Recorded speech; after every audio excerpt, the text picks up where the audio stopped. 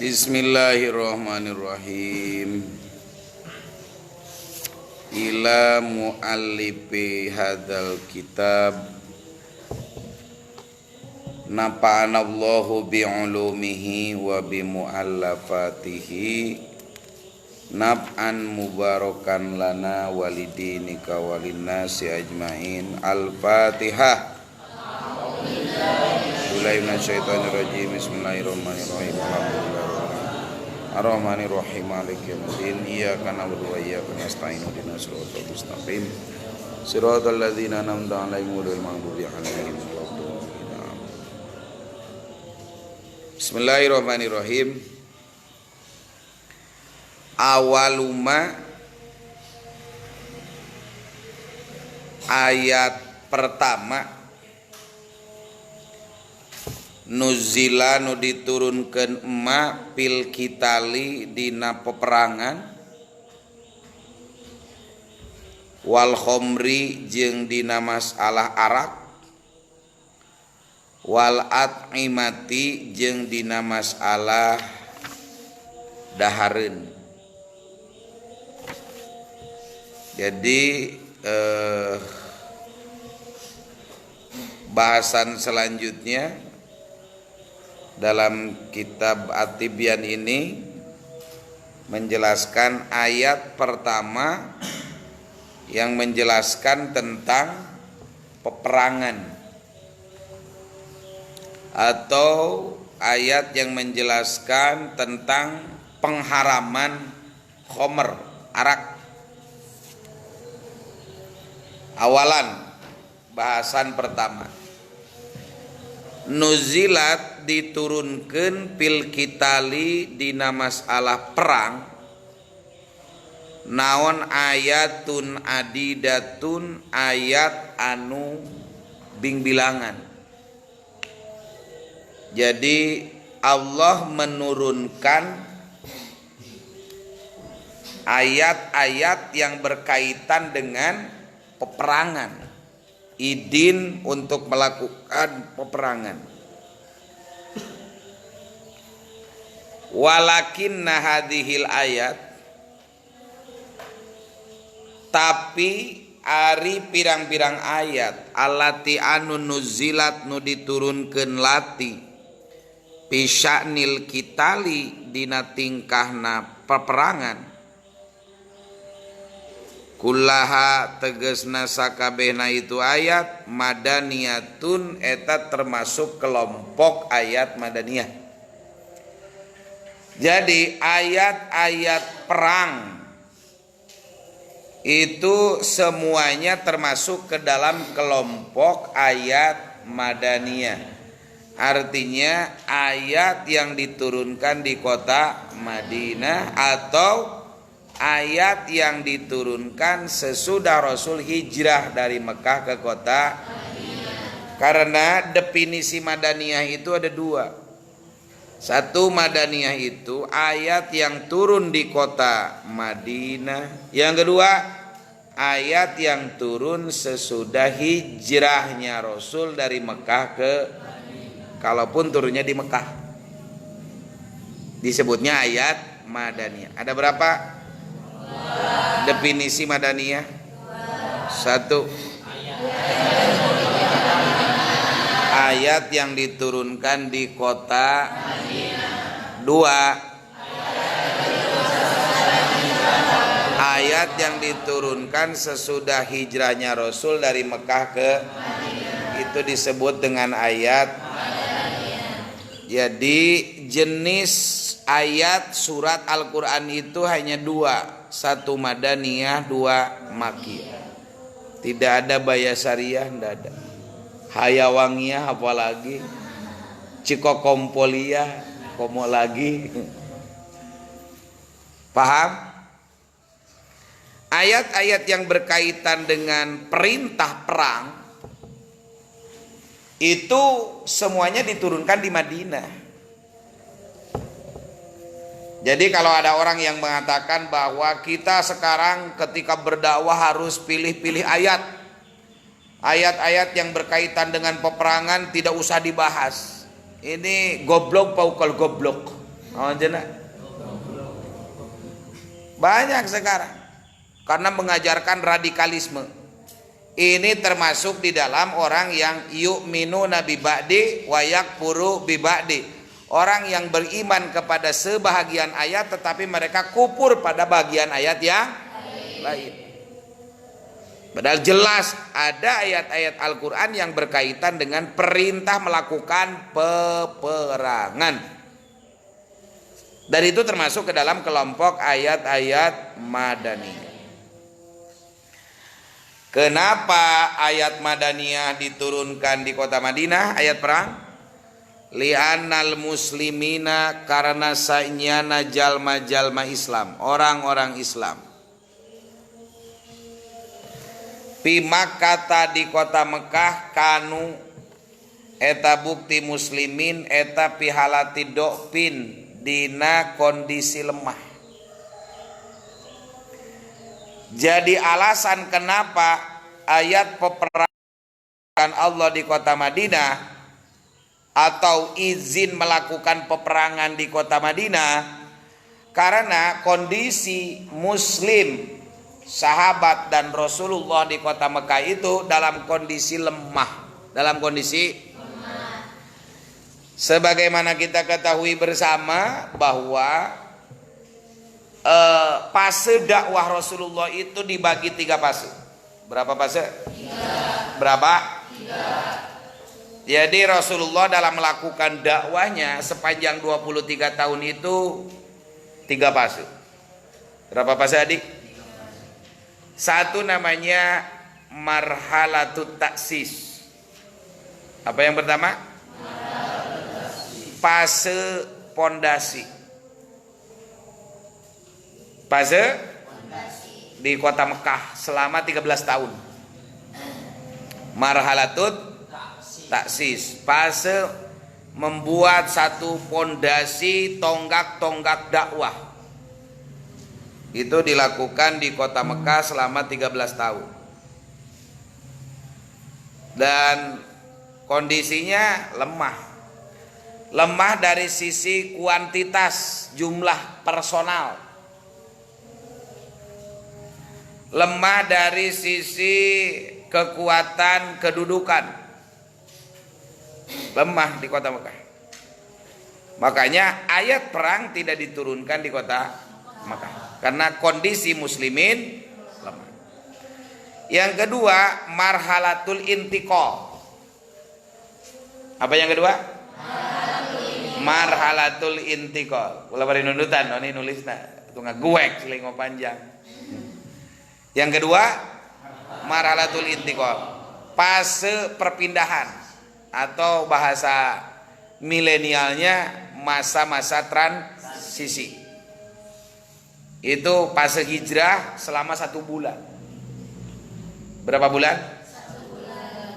Pertanyaannya, berapa sahabat dari kota Mekah yang ikut hijrah? Menurut satu riwayat ada sekitar 184 laki-laki dan 78 perempuan. Jadi berapa dari kaum laki-laki? 184. Dari kaum perempuan 78. Jadi hanya sekitar 262 orang. Jadi fase dakwah Rasulullah SAW di kota Mekah selama 13 tahun itu Rasulullah mampu membina sekitar 262 orang. Fase Makkah 13 tahun itu. Dan itu kader inti, dan yang ikut menjadi muhajir. Namanya fase intikal atau masa transisional. Nah, di fase yang ketiga marhalatut tamkin. Apa fase yang ketiga? Fase yang ketiga? Fase eksistensi. Fase apa? Eksistensi. Nah, disinilah ketika di kota Madinah ini eksistensi dakwah itu menjelma dalam tatanan bernegara. Dalam tatanan bernegara. Makanya Rasulullah itu membuat satu MOU konsensus dengan orang-orang Yahudi di kota Madinah yang disebut dengan Piagam Madinah dengan 48 klausul perjanjian. Sehingga lompatan dakwah ketika menggunakan kekuatan lembaga negara itu sangat luar biasa. Buktinya ketika Rasulullah melakukan haji wada pada tahun keberapa haji wada? Tahun ke-10. Jadi ini tahun-tahun terakhir masa dakwah Rasulullah. Ketika Rasulullah melakukan haji wada, itu yang ikut dalam rombongan haji wada itu 150.000 orang. Penduduk dunia pada saat itu hanya sekitar 100 juta. Jadi Rasulullah lompatan dakwah ketika hijrah hanya membawa 262 orang. 10 tahun kemudian lompatan dakwah Rasulullah itu menjadi 150.000. Terbukti rombongan yang ikut dalam kafilah haji wada sekitar 150.000 orang. Hebat apa tidak? Hebat. Berapa tahun itu? 10 tahun. Nah, yang menjadi pertanyaan, apa yang dilakukan oleh Rasulullah sehingga lompatan dakwah pengikutnya dari 262 menjadi 150?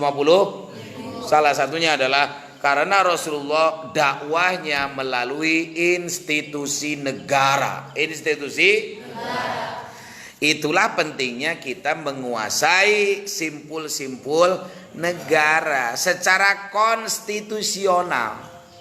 Makanya santri ke depan ini harus mengisi pos-pos trilogi negara.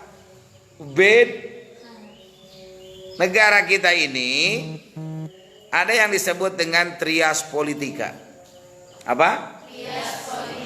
3 unsur politik negara. 1 eksekutif, dari mulai RT sampai presiden, dari RT Soeharto sampai presiden Soeharto. Itu santri nanti harus ngisi. Ada peluang jadi RT, jadi RT kalian. Ada peluang jadi RW, jadilah RW. Ada peluang jadi kepala desa, jadilah. Ada peluang jadi camat, jadilah. Kalaupun semua kita sudah jadi camat, calon mati. Ada peluang jadi bupati, jadilah bupati. Jadi gubernur, jadi presiden. Ini namanya adalah pos-pos negara eksekutif. Pos eksekutif. Ada legislatif. Legislatif itu dari mulai anggota DPR, anggota DPD, DPRD tingkat 2, DPRD tingkat 1, BPD. Seperti lekemet. LKMD dulu, sekarang BPD. Nah, itu namanya legis. Ada yang ketiga, yudikatif. Apa yang ketiga? Yudikatif. Lembaga yudikatif ini apa saja? Dari mulai Kejaksaan Agung, dari mulai Mahkamah Agung, Mahkamah Agung, Mahkamah Konstitusi. Ini namanya lembaga yudikatif. Jadi kalau kita membaca perjalanan dakwah Rasulullah yang terdiri dari 3 fase, ada fase marhalatut taksis, fase membuat pondasi, tonggak-tonggak dakwah. Berapa tahun? 13 tahun. Dan dari hasil 13 tahun itu berapa umat yang ikut hijrah? 184 dari kelompok laki-laki dan 78 dari kelompok perempuan. Nah, ini di fase kedua kelihatannya, yaitu marhalatul intiqal atau fase hijrah, masa transisi. Lompatan dakwah Rasulullah terjadi pada fase yang ketiga, marhalatut tamkin, fase eksis. Apa yang membuat eksistensi dakwah Rasulullah menjadi hebat? Karena Rasulullah menggunakan institusi negara. Makanya bagi para santri wajiblah kita untuk mengisi pos-pos trias politika negara kita, di eksekutif, di legislatif maupun di yudikatif, agar negara ini berkah dengan agama, dan agama menjadi kuat dengan negara. Makanya Imam Ghazali mengatakan al-mulku bid-dini yuhda. Kekuasaan disertai dengan agama akan mendapatkan hidayah. Wad-dinu bil mulki yaqwa. Agama disertai dengan kekuasaan akan menjadi kuat. Paham semuanya? Lanjut. Pakana maka bukti Iik. Khawatir banget lihat Iik. Pakana maka bukti naon jihaduhum. Jihadna orang muslim lil a'dai ka musuh. Eta bil lisani lewat lisan. Jadi jihad di kota Mekah itu lewat lisan. Labis sunan, bukan dengan senjata. Jadi pada fase Makkah ini jihad yang dilakukan oleh orang-orang muslim itu lewat lisan, labis sunan, bukan dengan gigi. Sinan itu gigi. Gigi itu senjata. Jadi gigi juga bisa dijadikan senjata. Makanya ada ungkapan, jangan dulu unjuk gigi sebelum punya gigi. Jangan dulu unjuk gigi sebelum punya. Iya mah kakar kayak muncul geus kieu. Walam yusamih jeung teu merek kemurahan Allah. Tidak memberikan dispensasi kemurahan Allah. Lahum bikan muslimin bikitalil a'dai karena merangan musuh. Ila badal hijrah kecuali sabada hijrah. Jadi Allah ketika di kota Mekah itu tidak pernah menurunkan ayat berkaitan dengan perang sebab kondisi Rasul dan para sahabat masih dalam posisi lemah. Bada antaqawa sabada yen kuat sahal muslimun orang Islam wa kasaru jeung loba itu muslimin.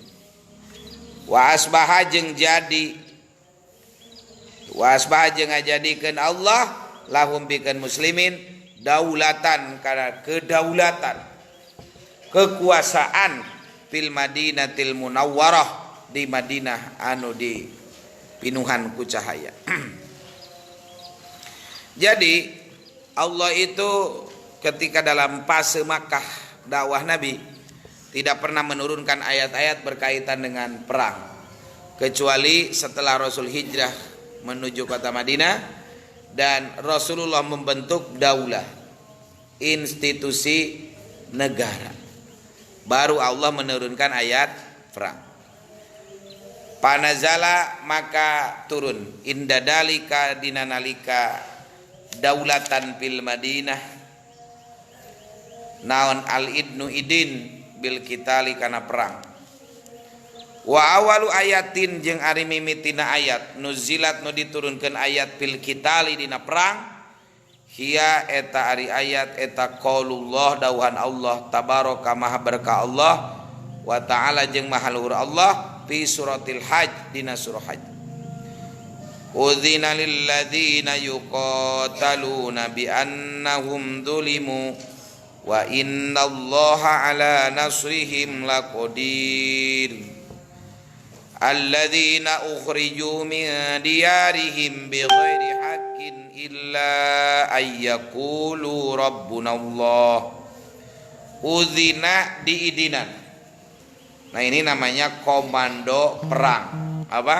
Komando perang. Lilladzina pikeun jalma-jalma yuqataluna nu diperangan ladina.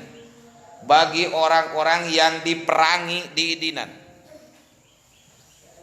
Bi annahum kana sayna ladina dulimu eta didolim ladina.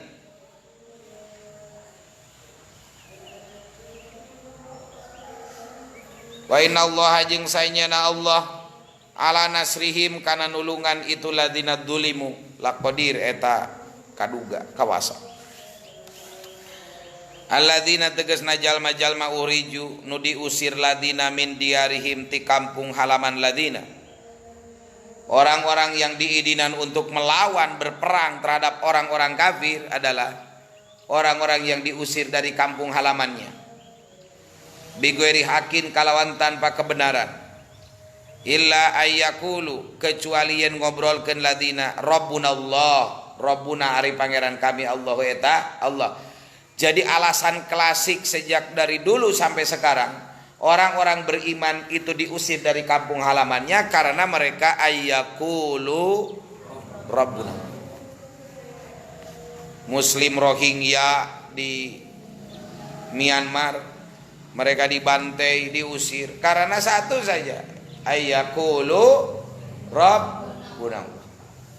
Orang-orang Palestina, orang-orang jalur Gaza yang dijajah oleh kelompok radikalis teroris Israelis, bengisis, goblogis, itu karena mereka ayyakulu Rabbunallah. Weh, si Adi nundutan juga patung Buddha.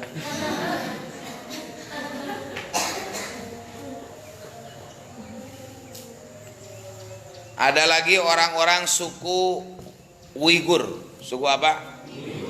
Di Cina ini sekarang sedang viral bagaimana tentara komunis Cina mengikat kaum muslimin dikumpulkan dalam satu camp, dan menurut Dr. Said Tumtur, salah satu pejuang muslim Uighur yang bisa lari ke luar negeri dan sekarang di Turki, beliau mengatakan bahwa masyarakat Uighur ada sekitar 3 juta yang dikumpulkan di satu camp penyiksaan, dan mereka diupayakan untuk lepas akidah Islamnya diganti dengan ideologi komunis. Kenapa mereka memerangi orang-orang muslimin? Satu saja alasannya, illa ayyakulu Rabbunallah. Makanya kalian harus menjadi mujahid fisabilillah. Walau la dafullahi jeung lamun teu aya pembelaan Allah anasa ka manusa. Baduhum ari sawarena nas bibadin ka sawarena deui. Lahudimat naon sawamiun sinagog. Sawami teh tempat ibadah orang Yahudi. Mun kiwari ngaranna sinagog. Naon cenah? Wa bi'un jeung galejra. Gereja. Kalaulah tidak ada pembelaan Allah sebagian manusia pada yang lain, yakin gereja sudah hancur, sinagog sudah hancur.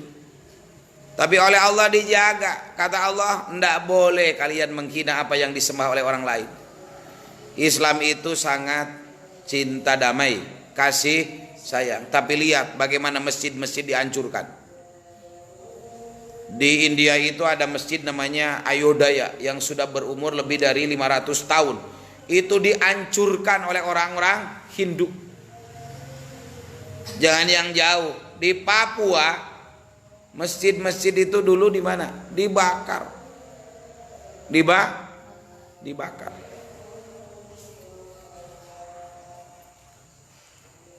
Wa sholawatun jeung pirang-pirang tempat sholat. Wa masajidun jeung masjid.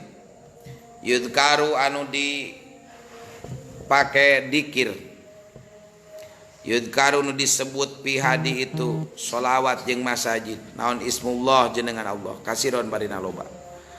Wal yang suronna jeung bakal nulungan saullah Allah man kajelma yang suruh anu nulungan Allahu kaman. Innallaha sayyana Allah laqawiyun eta yakin kuat azizun.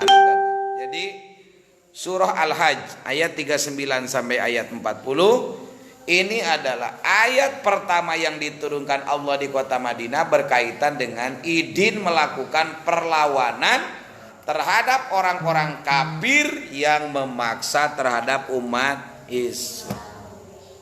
Jadi penegasan bahwa tidak ada ayat perang yang turun di kota Mekah. Karena ketika di kota Mekah kondisi Rasul dan para sahabatnya dalam posisi lemah. Maka jihad yang dilakukan oleh Rasul dan para sahabatnya di kota Mekah dengan jihad lisan, bukan dengan jihad. Pa anta maka ari anjeun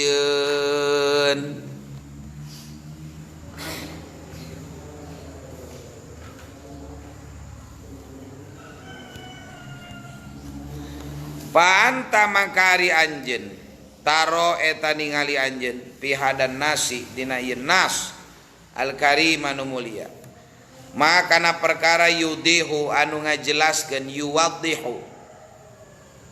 yuwaddihu macanya bukan yudihu karena masdarnya taudih waddoha yuwaddihu taudihan sama dengan parroha maka na perkara yuwaddihu nu ngajelaskeun ma al hikmah takana hikmah min masyru'iyatil idni tina disyariatkeunana idin bil qitali kana perang. Anda bisa menemukan apa sesungguhnya hikmah dibalik diundang-undangkannya syariat peperangan ketika Rasul berada di kota Madinah. Palam yakun maka tebukti non al-qitalu peperangan eta illa dab'an kecuali membentengi menolak lil udwan karena permusuhan. Jadi peperangan yang dilakukan oleh Rasulullah atas izin Allah bukan menyerang musuh, tapi peperangan yang dilakukan dalam rangka membentengi diri dari serangan musuh. Contoh perang Uhud. Perang Uhud dilakukan karena musuh nyerang. Atau perang yang paling dahsyat yang dialami oleh Rasulullah adalah perang Ahzab. Perang apa? Ahzab. Sehingga digambarkan di dalam surah Al-Ahzab. Pasukan multinasional pada saat itu, ahzab-ahzab, partai-partai, sekitar 150.000 pasukan. Berapa? 150.000 pasukan. Dan Rasulullah hanya sekitar 10.000. Sampai-sampai Rasulullah menggambarkan bagaimana dahsyatnya perang Ahzab. Ketakutan melanda para sahabat. Sampai degup jantungnya naik ke mana? Kerongkongan. Dan mata-mata para sahabat pada saat itu terbelalak. Wa idzagotil absar wa balagotil qulubul hanajir wa tadunnuna billahi dununa hunalikab tuliyal mu'minun. Ingatlah ketika mata-mata para sahabat itu terbelalak saking ketakutan dengan jumlah musuh. Wa balagotil qulubul hanajir dan sampailah hati-hati mereka naik ke kerongkongan. Wa tadunnuna billahi dununa, para sahabat menyangka kepada Allah dengan prasangka yang buruk. Hunalikab tuliyal mu'minun, di tempat itulah orang-orang mukmin dicoba oleh Allah. Tapi hebatnya pada saat itu ada seorang sahabat yang bernama Salman Al-Farisi mengusulkan kota Madinah untuk digali, yang disebut dengan Khandaq, parit. Sejarah mencatat di dalam kitab Fiqhus Sirah, panjang parit itu sekitar 15 km. Jadi jarak antara Bayasari sampai Baregbek 15 km. Lebarnya sekitar 9 meter. Ini 7 meter, 9 meter. Dalamnya 6 sampai 7 meter dalamnya. Itu berapa waktu menggalinya? 1 minggu. Kebayang nggak? Panjangnya 15 kilometer, 15 meter. Panjangnya nondutan wae sih lah ya. Panjangnya 15 kilometer. Lebarnya dalamnya 6 sampai 7 meter. Berapa waktu masa penggalian? 1 minggu. Itu Rasulullah terjun sendiri menggali parit.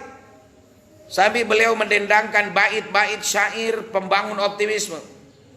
Agar para sahabat ketika memukul batu, menggali parit, tidak ada lagi yang ngantuk. Allahumma laula anta mahtadaina wala tasaddaqna wala sallaina fa'anzilan sakinatan alaina wa sabbitil aqdamain laqaina. Sampai ada sahabat yang lapor ya Rasulullah, ada apa? Ini ada batu yang tidak bisa dipukul. Rasul sendiri yang memukul batu, jeger. Dan ketika memukul batu, Rasulullah itu perutnya itu diganjal dengan batu, saking laparnya.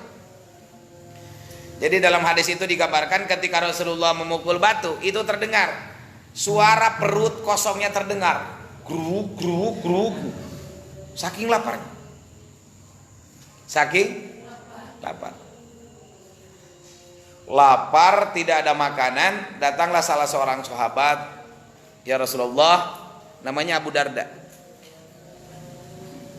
Ya Rasulullah, ini ada makanan, cuman satu wadah saja, satu piring kalau sekarang. Tapi ini hanya cukup untuk engkau wahai Rasulullah, tidak cukup untuk yang lain. Makanya makanlah ya Rasulullah, ini hanya untuk seorang, hanya untuk sendirian.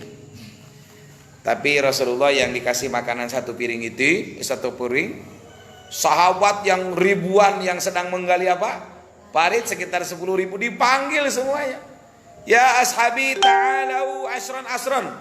Wahai sahabatku, kemarilah 10 orang. Kabayang tuh ente. Dahareun sapiring dipanggil 10 orang 10. Tapi itulah mujizat Rasulullah. Seluruh para sahabat bisa mencicipi makanan dari satu piring itu, karena mujizat. Dan Rasulullah mencicipi di bagian terakhir makanan itu. Itulah pemimpin. Jadi pemimpin itu kalau masyarakat lagi sulit, maka pemimpin ikut merasakan kesulitan dan dia jadi solusi dari kesulitan. Kalau masyarakat dan negara dalam kondisi senang, gemari pare perapi, maka pemimpin yang paling terakhir menikmati kesenangan. Biarkanlah rakyat. Di urang mah rakyat maker lapar, pemimpin mah meuli mobil anyar. Rakyat maker lapar, ada komisaris utama gajinya sampai 350 juta. Rakyat mah lagi susah, anggota DPR mau lagi reses, ada uang reses, ada uang telepon, uang makan minum, ada uang mobil, ada uang rumah, ada uang kesehatan. Mau keluar negeri ada uang jalan. Makanya betul wakil rakyat, karena segala sesuatunya sudah diwakili rakyat. Rakyat mau makan enak diwakili sama anggota DP. Rakyat mau rumah yang mantap sudah diwakili oleh anggota DP. Rakyat mau mobil diwakili oleh DP, sudah diwakili semua. Pantas jadi wakil rakyat. Kemana-mana wae itu ngaji itu jauh di sana.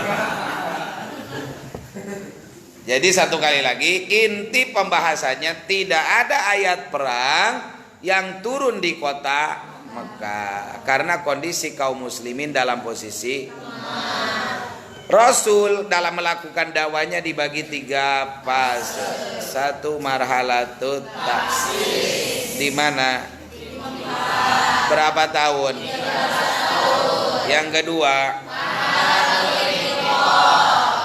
masa transisional. Berapa bulan? 1 bulan. Yang ketiga, marhalatut fase eksistensi. Di mana? Berapa tahun? 10 tahun. Baru setelah 23 tahun pada waktu haji wada Allah menurunkan ayat al-yauma akmaltu lakum dinakum wa atmamtu alaikum wa raditu lakumul Berapa hari lagi Rasulullah setelah ayat itu turun? Berapa hari? 81 hari. 81. Makanya ayat yang terakhir turun itu menurut sebagian ulama ayat wattaqu yauman, Al-Baqarah ayat 248. Karena Rasulullah sesudah ayat itu berapa hari beliau? 9 hari. Harus jadi ilmu dong.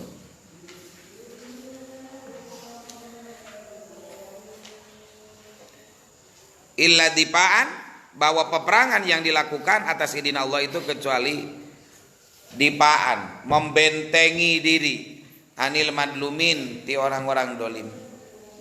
Walam yusari jeung teu ngagelarkeun Allah illa dipaan kecuali sebagai benteng anil madlumin ti jalmanu didolim. Warodaan jeung penolakan lil mu'tadin pikeun jalma nu ngaliwat batas. Kama seperti perkara wa nu arima sorihun nas eta kejelasan nas al karim nu mulia. Sanian bagian yang kedua. Wa amal khomru jeung anapun ari khomer arak. Apa? Arak itu diharamkan karena mengandung madarat. Madorotnya itu al-iskar, memabukkan.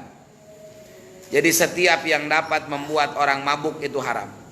Mabuk itu banyak, mabuk cinta, maka cinta menjadi haram jika membuat orang menjadi mabuk. Pakon nuzilat nyata diturunkan naon ayatun adidah, ayat anu loba. Wakana jeung bukti naon awaluma mimitina ayat nuzilanu diturunkeun emah piha dina masalah itu khomer eta qauluhu ta'ala dawan Allah ta'ala fi suratil Baqarah yas'alunaka anil khomer yas'aluna naranyakeun kaum ka anjeun Muhammad anil khomer tina masalah arak wal maisir jeung tina masalah judi. Maisir naon?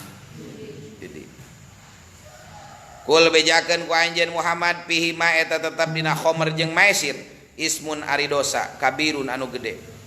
Wa manafi'un jeung aya pirang-pirang manfaat linnasi pikeun manusia. Tapi wa ismuhuma jeung ari dosana itu khomer jeung maisir akbaru eta leuwih gede min nafiha tibatan manfaatna itu khomer jeung maisir.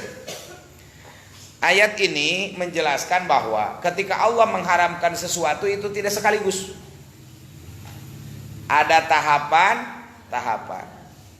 Karena para sahabat juga itu ada yang suka mabuk sebelum diturunkannya ayat pengharaman arak. Ada orang bertanya tentang khomer, kata Allah khomer itu ada sih manfaatnya, tetapi madaratnya lebih banyak.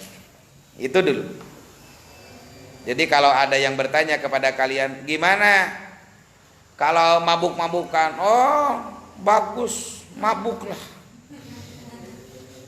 Tetapi di balik mabuk itu ada kerusakan yang ditimbulkan. Itu dulu. Sebelum diucapkan haram sih, neraka. Oh, nanti itu terlalu keras. Dikit-dikit aja dulu. Sedikit. Jadi dakwah itu bertahap. Kalian ada orang tua yang masih belum dijilbab ada? Jadi kalau ada orang tua kalian, saudara kalian, tetangga kalian yang belum dijilbab, jangan dulu dikata-katain yang keras-keras. Karena sistem dakwah itu basyiru wala tunafiru. Kasih kabar gembira, jangan dibuat orang menjadi kabur. Yassiru wala tu'assiru. Dipermudah, jangan dipersulit. Begitu kita ketemu, aduh cantik nian rambutnya. Cantik deh kalau pakai jilbab. Emang iya. Nah, segitu aja dulu. Nanti pertemuan yang kedua, mau nggak pakai jilbab? Mau sih, tapi belum ada jilbabnya. Oke ya, nanti saya beliin. Pangmelikun denai numah ini loh. Pakai jil. Ulah ditunjuk rorek, pinarakaun sih. Setiap rambut sehelai saja yang terlihat oleh wanita laki-laki yang lain cukup menjadi gantungan di neraka. Ditiung siap, tadi tiung modar. Itu radikalis namanya. Apa? Rubah yang romantis. Ih cantik nian Diko, rambutnya bagai ombak banyu. Tapi kamu lebih cantik deh kalau pakai jilbab. Kan orang merasa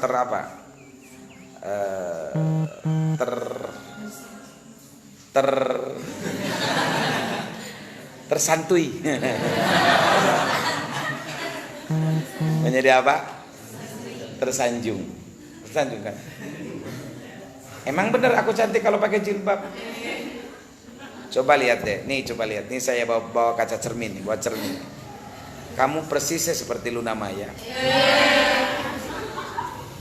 Tapi kalau nggak pakai jilbab, Luna Manyun. Itu di pertemuan yang pertama.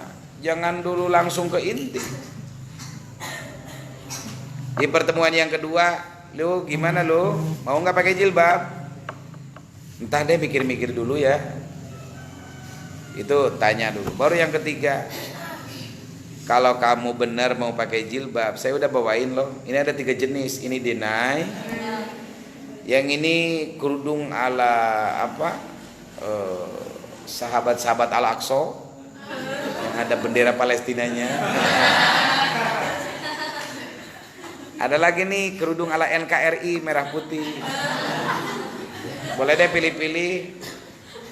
Ini beli apa gratis? Gratis dong. Masa sahabat surga beli? Kalau tidak saja mau pakai kerudung, biarin aja. Kita udah menyampaikan, kita udah dakwah. In huwa in ana illa nadhirum mubin. Aku hanya memberikan peringatan karena hidayah di tangan, bukan di tangan Haji Amam hidayah itu. Kalaupun dia punya SA hidayah. Jadi ini metode dakwah yang dikembangkan oleh Rasulullah itu tadarruj, apa? Bertahap. Bertahap. Makanya ketika Allah mau mengharamkan arak, ayat yang pertama turun itu bukan innamal khamru, bukan, tetapi bentuknya kisah. Yas'alunaka anil khamri wal maisir. Orang-orang bertanya kepadamu Muhammad tentang arak dan tentang judi. Katakanlah bahwa dosanya besar, manfaatnya ada, tetapi dosa keduanya lebih besar. Begitu cerita dulu. Cerita. Al-Baqarah 219. Baru nanti ayat yang keduanya apa? Wala taqrabus sholata wa antum sukara. Janganlah engkau mendekati sholat ketika dalam keadaan mabuk. Nah ini sudah berbentuk apa? Larangan. Jangan dekat-dekat sholat kalau kalian apa? Mabuk. Mabuk itu banyak. Ada mabuk minuman keras, jangan dekati sholat, bau. Ada mabuk harta. Orang lagi kesengsem sama harta sholat, Allahu Akbar, dina hatena naon cik? Martabak telur. Dina hatena motor. Dina hatena naon? Molor. Dina hatena naon? Diktator. Itu orang-orang yang lagi mabuk harta. Jangan dulu dekati sholat. Makanya ketika sholat lepaskan semuanya. Lepaskan. Semuanya lepaskan. Makanya ketika sholat itu yang berbau-bau duniawi dilepaskan. Yang tadinya halal makan ketika Allahu Akbar, maka makan menjadi haram. Betul? Yang tadinya minum halal ketika sholat haram, batal. Yang tadinya gerak-gerak ketika sholat lebih dari 3 kali menjadi apa? Batal. Kenapa? Sholat itu adalah khusus. Sholat adalah munajatul abdi wa khaliqi. Sholat adalah tempat audiensi antara hamba dengan Allah penciptanya. Makanya tidak boleh ada duniawi yang mengganggu. Paham? Begitu. Baru ketiga kalinya Allah langsung mengharamkan. Innamal khamru wal maisiru wal ansabu wal azlamu rijsum min amalish. Haram kata Allah. Itu pekerjaan syaitan. itu menunjukkan bahwa ketika kita berdakwah di tengah-tengah umat, maka ada tahapan-tahapan, tidak sekaligus, tidak revolusioner, tetapi gradual. Apa? Gradual.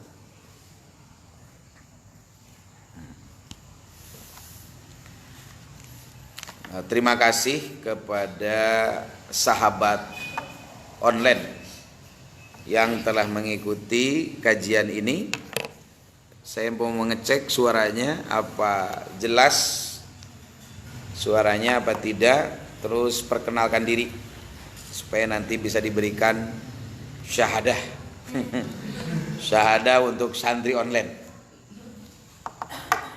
Lanjut. Warwiya jeung diriwayatkeun an Ibnu Umar, kata piti Ibnu Umar, annahu sayyana Ibnu Umar qala eta ngandika Ibnu Umar, nuzila diturunkeun fil khamri dina masalah arak naon salasu ayatin 3 ayat, fa awalu syai'in makari mimitina ayat eta yasalunaka anil kham wal maisir, Al-Baqarah ayat 219. Ini penjelasan bahwa ayat pengharaman tentang arak itu bertahap, terbagi 3 tahap. Yang pertama, yas'alunaka 'anil khamri wal maisir qul fihima ismu kabirun wa manafi'un linnas. Tapi langsung dijelaskan oleh Allah, wa ismuhuma akbaru min nafi. Ayat yang kedua ini melarang sholat dalam keadaan mabuk. Wala taqrabus sholata wa antum. Baru tahapan yang ketiga jelas terang benderang, innamal khamru wal maisiru wal ansabu wal azlamu rijsum min amalish.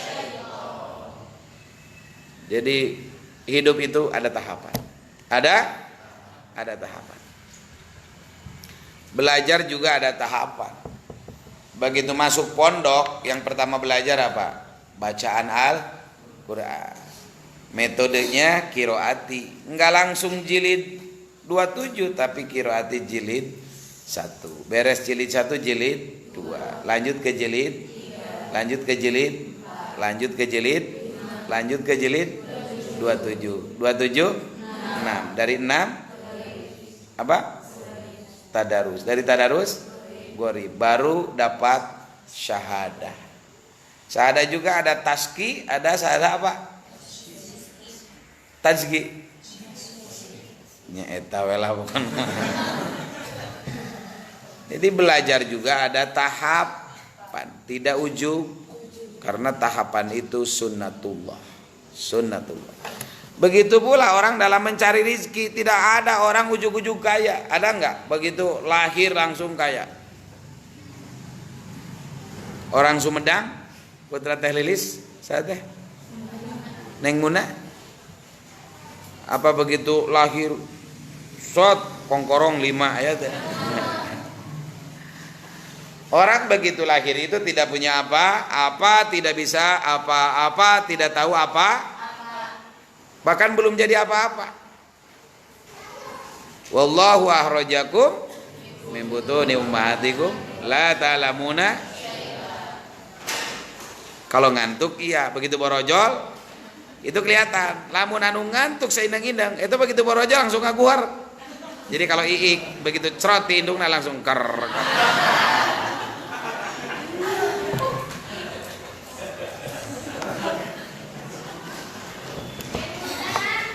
Siap.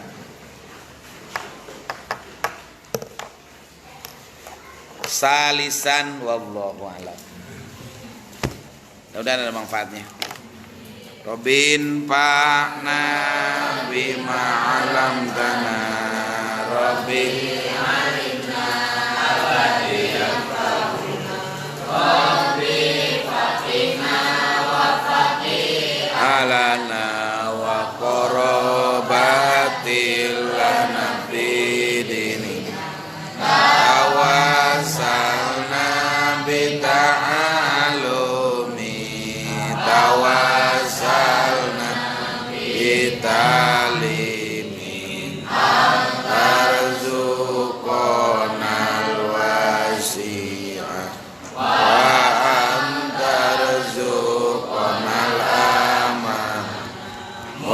sukses.